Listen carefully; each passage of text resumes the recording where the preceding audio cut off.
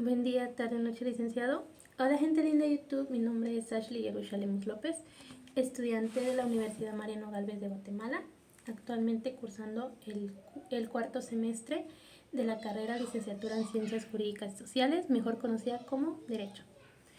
El día de hoy expondré el último tema de esta serie de exposiciones que el día de hoy, y sería Derechos Reales de Garantía. A lo largo de este semestre vimos 3 temas principales que fueron el eje central de lo que fue Derecho Civil 2, que fue primeramente formas de adquirir la propiedad de manera originaria, y aprendimos pues de que de manera originaria existen 4 formas, que es por ocupación, posesión, usucapión y accesión, ¿ok? Y también vimos derechos reales de mero goce, conocimos que era usufructo, que era de uso, habitación y servidumbres. Y el día de hoy expondremos el último tema, que es derechos reales de garantía, que tienen también que ver con todo lo que hemos visto, ¿sí? Ya finalizamos semestre. Ok, derechos reales sobre la cosa ajena. El jura in re aliena. Perdonen si no lo estoy pronunciando bien, no sé latín. Ok, primero, los derechos reales sobre la cosa ajena. ¿Qué implican? Implican que una persona tenga un derecho real sobre una cosa que pertenece a otro. Se clasifican en derechos reales de goce y derechos reales de garantía. ¿Ok? Entre los primeros tenemos a las servidumbres, la iunfitusis y la superficie. Los segundos están representados por la prenda y la hipoteca. Los dos principales que veremos el día de hoy como derechos reales de garantía. Ok, perdonen si hago gestos raros, es que tengo un tremendo dolor de cabeza, pero lo importante es que puedan comprender lo que yo les estoy diciendo, ¿ok? Ok, primero tenemos derechos reales de goce. Y menciona, esto es como un breve repaso de lo que fue el primero, derechos reales de mero goce, que es como las servidumbres, la efitusis y la superficie, o sea, permiten usar y disfrutar de una cosa ajena bajo el marco jurídico, ¿ok? Lo que la ley permite y sobre todo también lo que permite pues el propietario, el dueño legítimo. 2. Tenemos derechos reales de garantía, y en este caso sirven para asegurar el cumplimiento de una obligación, ¿sí? Ejemplo, prenda e hipoteca. En pocas palabras, si el derecho es para usar o disfrutar, pertenecen al goce, ¿sí? Y si el derecho es para garantizar una deuda o una obligación, pertenece a la garantía, como la hipoteca, ¿ok? Entonces, en pocas palabras, la garantía es, en pocas palabras, es, según lo que tengo aquí, es resolver una deuda. Es lo que garantiza que esa deuda será pagada sí o sí. Ya sea que porque la persona va a decir, tengo esta propiedad, está hipotecada, la tengo que pagar por el dinero que presté y tengo que pagarlo para que sea devuelta a mí, ¿ok? Y en este caso, vamos a ver, primero, los artículos que regulan la hipoteca son los artículos 822, 823, 825 y 830. O sea, son los esenciales que vamos a tocar el día de hoy para entender un poquito más, ¿ok? Primero tenemos que saber derechos reales de garantía. Primero, hipoteca y prenda, ¿sí? Son dos formas de garantía, pero diferentes. ¿Por qué? Porque la hipoteca solo aplica para bienes inmuebles, ¿ok? Solo los bienes inmuebles se pueden hipotecar, y en prenda solo es para los bienes muebles. Ya sabemos que los bienes inmuebles son como los edificios, son las casas, son los terrenos, etc. Y los bienes muebles, vehículos, en este caso si uno va, ahorita vamos a llegar a eso, pero si uno va a una tienda de empeño, relojes, cosas que tienen valor como un celular, cadenas de oro, etc. Perdonen que haga gestos raros, es que me duele la cabeza, pero aquí estamos. Lo importante es hacer esto. Primero, hipoteca. Menciona que la hipoteca es un derecho real de garantía que recae sobre bienes inmuebles, como mencioné, casas, terrenos, edificios, etc. Y que permiten asegurar el cumplimiento de una obligación o el pago de una deuda, ¿ok? Sin que el deudor pierda la posesión del bien. O sea, tú dices, me puedes prestar un ejemplo, ¿verdad? 10,000 quetzales y te doy pues un terreno, digamos. Entonces tú vas a tener, es la obligación, o sea, tú lo diste, pero puedes volver a obtenerlo, o sea, no lo has perdido del todo, por eso tienes que cumplir, pues en ese caso con la obligación, ¿sí? O sea, no se pierde la posesión. Ok, nuestro Código Civil guatemalteco, artículo 822, preceptúa en su concepto que la hipoteca es un derecho real que grava un bien mueble para garantizar el cumplimiento de una obligación. ¿O quién? Es decir, el inmueble queda comprometido como garantía de pago. ¿Qué se puede hipotecar? Bien, se puede hipotecar, el artículo 835 establece que se puede hipotecar, que menciona que es 835. Ok.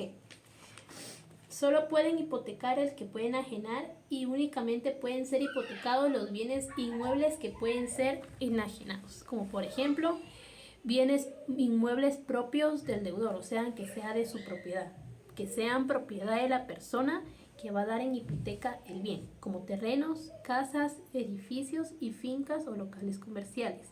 En este caso, si, un ejemplo, yo quiero hipotecarlo de mi mamá, no, porque no está, a decirlo a mi nombre, no soy el dueño legítimo, entonces no lo puedo hipotecar. Los derechos reales sobre bienes inmuebles siempre que sean susceptibles de valoración económica, o sea, que se puedan hipotecar, o sea, que tengan valor. De lo contrario, pues no se puede.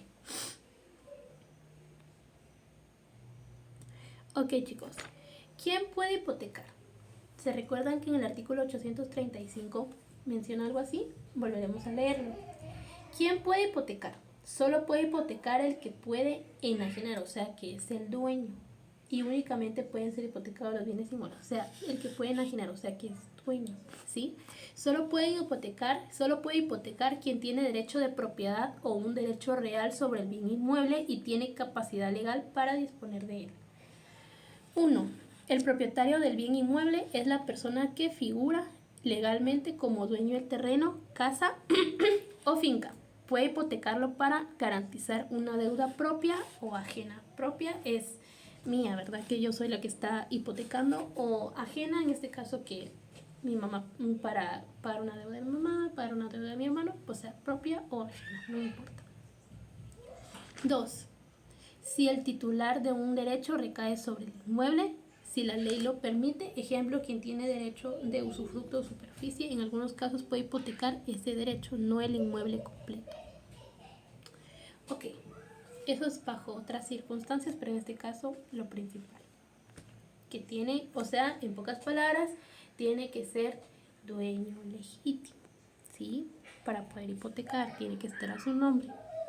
Ok, ahora, no se pueden hipotecar inmueble destinado a patrimonio familiar, ¿ok?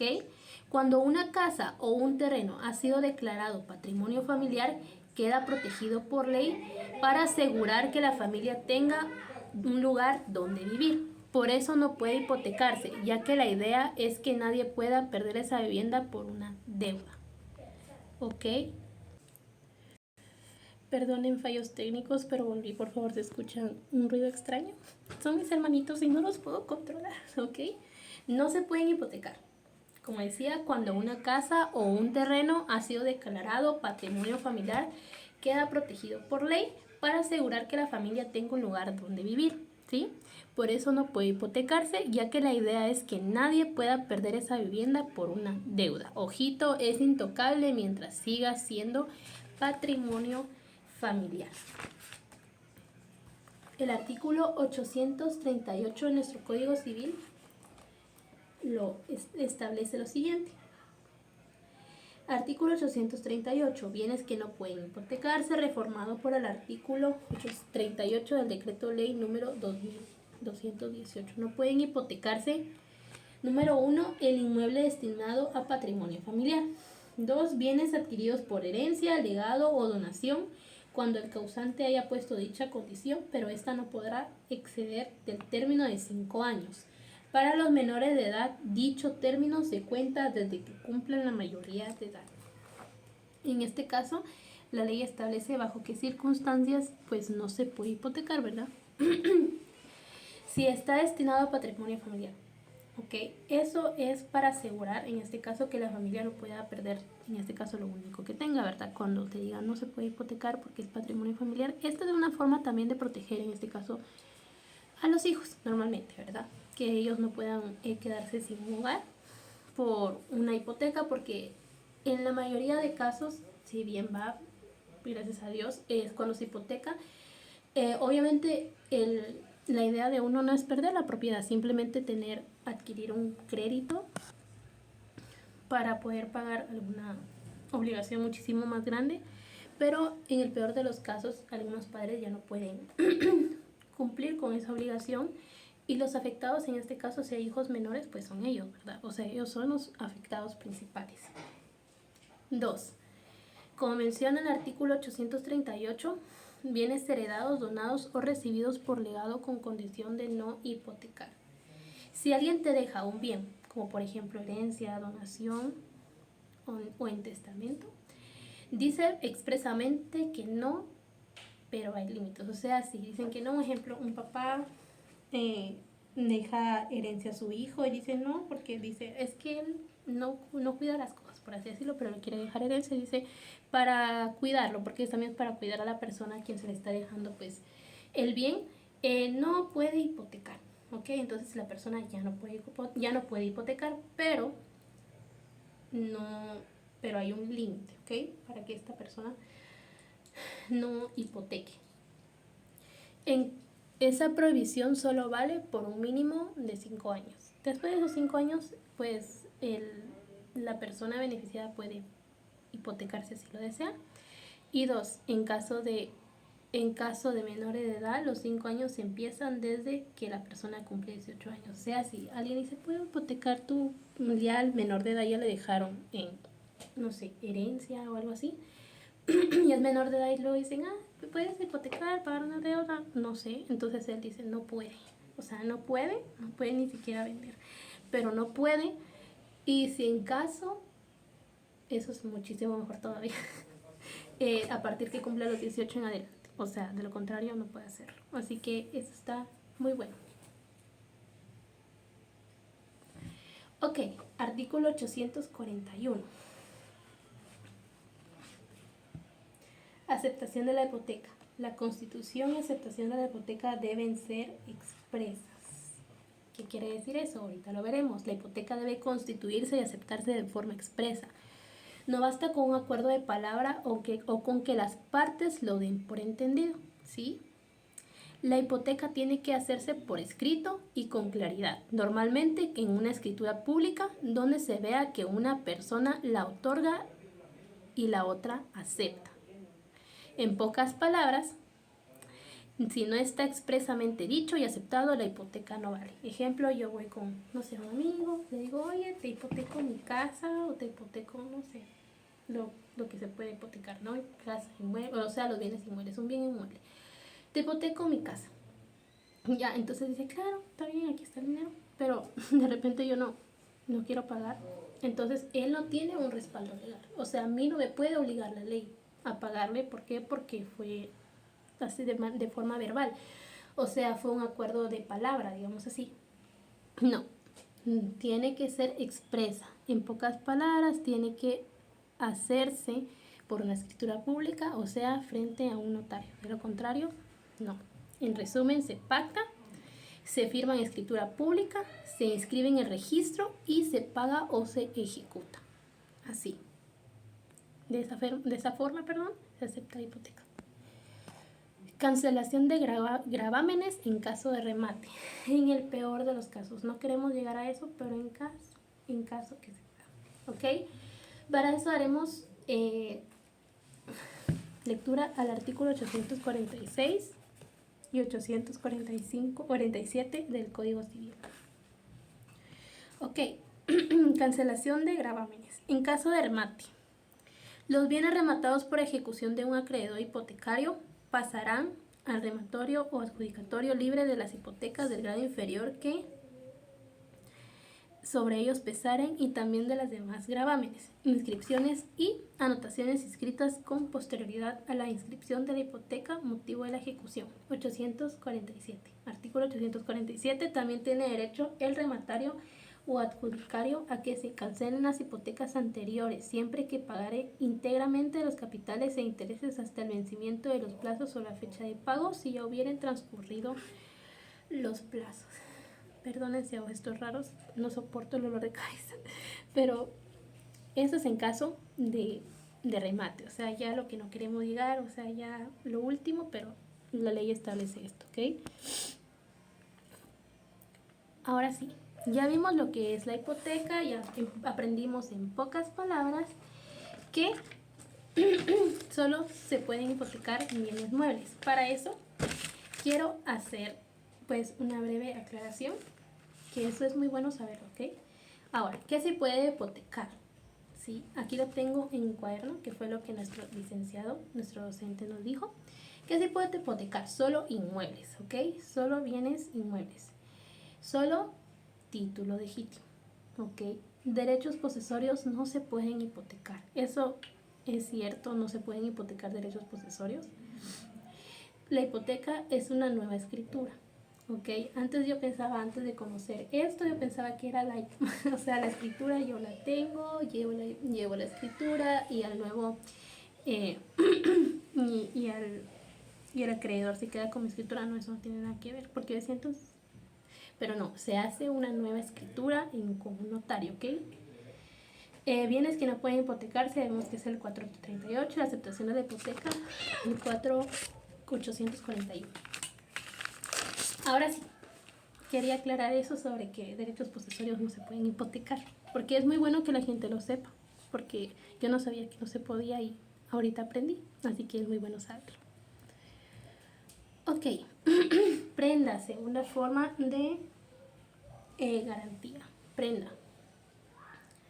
La prenda es un derecho real de garantía que se constituye sobre bienes muebles con el fin de asegurar el cumplimiento de una obligación principal. Mediante este contrato, el deudor entrega al acreedor, que son nuestros sujetos en este caso, deudor y acreedor. Deudor, quien solicita, y el acreedor, quien da. Fácil y sencillo, para que se nos quede mejor. Ok, otorgándole el derecho de retenerlo y en caso de incumplimiento venderlo para cobrarse preferentemente con su valor. Ok. Artículo 880, Código Civil, ¿sobre qué bien recae? Solo bienes muebles. Ok, solo bienes muebles.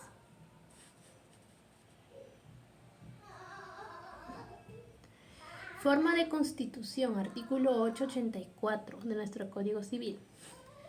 Lo importante en este artículo es que menciona que se debe de constituir dos formas: escritura pública o documento privado. Para eso hay que hacer una breve aclaración. Que escritura pública no es lo mismo que documento privado, ¿ok? Primero, diferencias entre escritura pública y documento privado. Número 1, la redacta y autoriza un notario, ¿sí? La escritura pública la redacta y autoriza un notario, tiene formalidades, queda registrada en su protocolo y tiene mayor valor probatorio en un caso de un juicio, ¿verdad? Que no se quiera, en un caso un carro, la persona ya no me paga, se hizo ante un notario y tiene mejor valor probatorio, 100%. Documento privado. Solo las partes sin el notario, o sea, yo, otra persona y yo, que voy a darle la prenda, solo entre nosotros, ¿sí? Un documento privado. Este documento privado, para que no se le sea más difícil o difícil de entenderlo, es como el que se realiza cuando una persona va a, un ejemplo, a casas de empeño como de Realice y entre otras, ¿verdad? Entonces, como la tienda de empeño que les decía, ese contrato escrito que se hace entre la persona y entre la empresa. Ok, ahora entramos a la ley de garantías mobiliarias. Ok, ¿a quién va dirigido? Esta ley de garantías mobiliarias es expresamente para todo lo que es mobiliario. ¿A quién va dirigido? A todo sector empresarial relacionado con créditos, microempresas, pequeñas empresas, medianas empresas y todo sector empresarial y financiero. Es una ley especial, ¿ok? Ok, para eso tenemos que leer una breve reseña histórica. En este caso, la creación de esto se llevó a cabo por las conferencias de la Organización de los Estados Americanos, o sea, la OEA, mediante los comentarios de los Estados miembros de la Organización de Estados Americanos desde el año 1997. Se buscaba la armonización de una ley de préstamos con garantía mobiliaria. ¿Okay? En el año 2000 se llevó a cabo una reunión de expertos de la Organización de Estados Americanos en Washington, en donde se presentaron algunas disposiciones del derecho de garantías mobiliarias. Posteriormente, algunas disposiciones del derecho de garantías mobiliarias se llevó a cabo la revisión de la ley modelo en el 2001 y en 2002 la Organización de Estados Americanos la presentó a los países miembros para su adopción e implementación. ¿Qué es una garantía mobiliaria? La garantía mobiliaria es el derecho real de garantía constituida por el deudor a favor del acreedor garantizado para garantizar el cumplimiento de una o varias obligaciones del deudor principal o de un tercero. Consiste en la preferencia que le otorga al acreedor garantizado para la posesión y ejecución de los bienes muebles dados en garantía. Objeto de la garantía.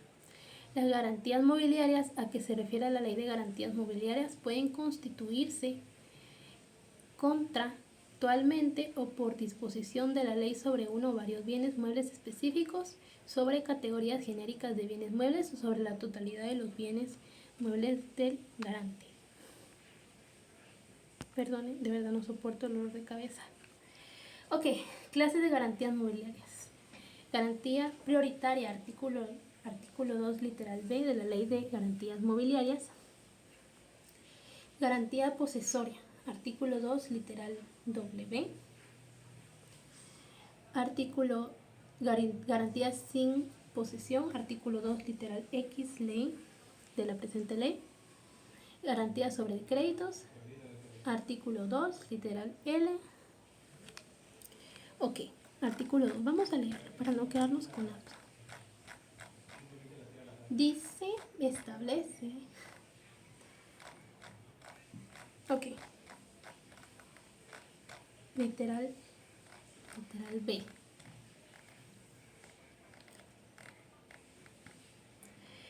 Es la garantía mobiliaria prioritaria. Es una garantía otorgada a favor de un acreedor, incluyendo proveedores, que financia la adquisición por parte del deudor de bienes muebles corporales sobre los cuales se crea la garantía mobiliaria. Dicha garantía mobiliaria puede constituirse sobre los bienes muebles presentes o futuros financiados de dicha manera. Garantía posesoria, artículo 2, literal W. Garantía mobiliaria. Garantía posesoria es una garantía mobiliaria constituida sobre bienes cuya posesión es transmitida por el deudor garante al acreedor garantizado o a un tercero que éste le indique, quienes conservarán dichos bienes en calidad de depósito. Artículo X, inciso X, artículo sin garantía de transición, sin posesión. Garantía mobiliaria constituida sobre bienes cuya disposición la conserva el deudor garante, quien puede como depositario de los mismos, por lo que deberá inscribirse en el registro para surtir efectos a terceros. Y sobre garantía sobre créditos, artículo 2, literal L. Literal L. ¿Dónde está el literal L aquí? Ok, literal L. Perdón, chicos, lo estoy buscando. Ok. Crédito en garantía. La garantía mobiliaria que el deudor garante otorga a favor del acreedor garantizado consiste en un derecho que tiene de reclamar o recibir el pago de una suma de dinero que le es debida para un tercero y que sea originado por cualquier fuente de obligación. Esas son las clases de garantías. Todas están en el artículo 2 de la Ley de Garantías Mobiliarias. Legislación. Decreto 46-2008 que contiene reformas a la Ley de Garantías Mobiliarias. Constitución, requisitos, artículo 12 de la Ley de Garantías Mobiliarias. Ley de Garantías Mobiliarias, decreto, ha tenido reformas esta ley.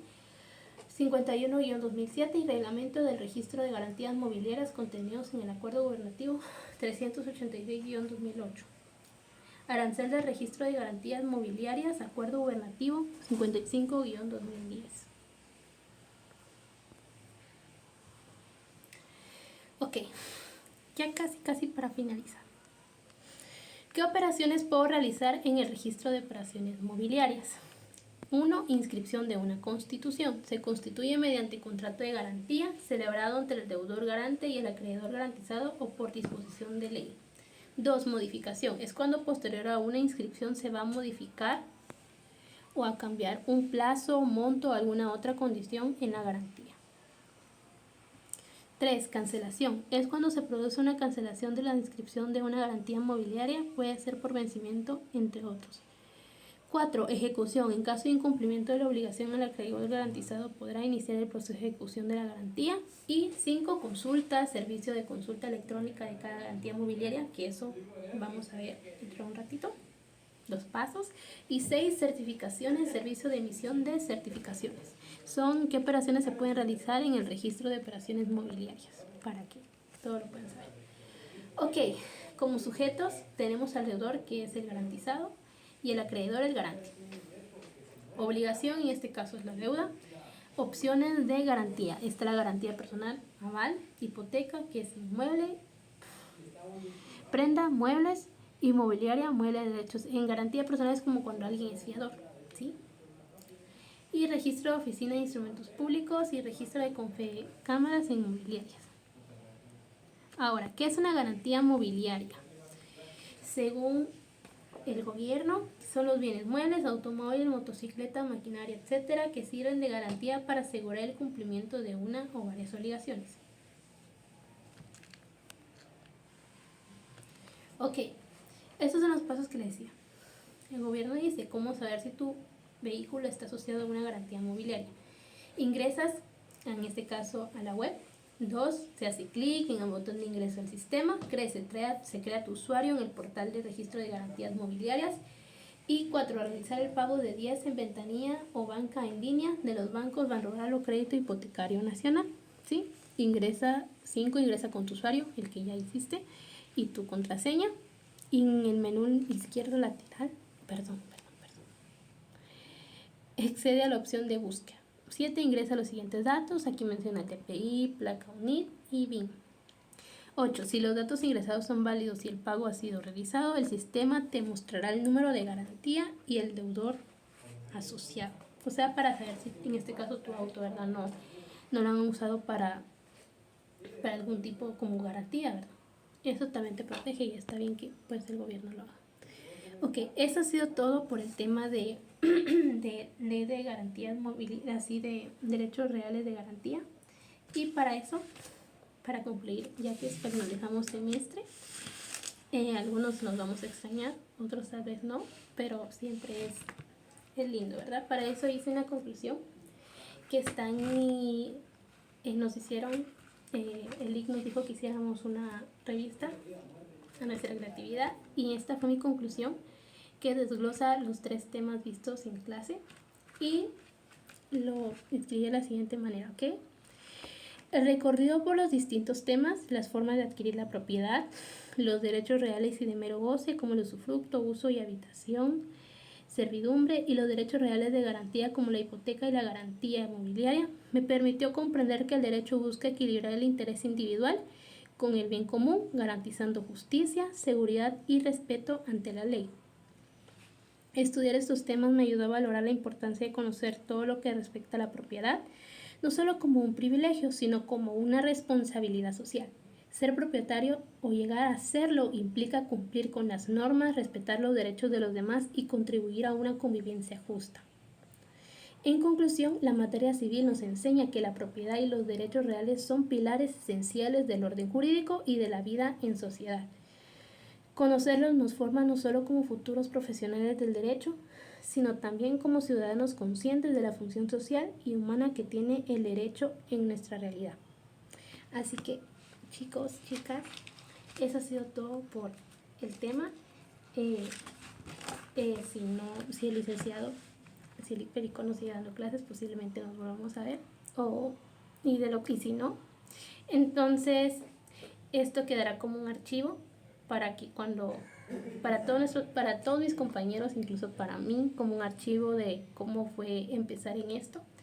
Esta carrera es muy hermosa, se los digo en serio, es para quien le gusta leer, quien le gusta, se esmera, y si no te gusta leer también puedes llegar a tener el hábito de la lectura, no te preocupes. Así que gracias por su atención, gracias licenciado, gracias por todo lo que nos enseñó en clase. Y bueno, eso ha sido todo, chicos. Gracias licenciado, feliz tarde, y si Dios no ha venido, nos veremos en un próximo video, o esto quedará como un archivo. Gracias.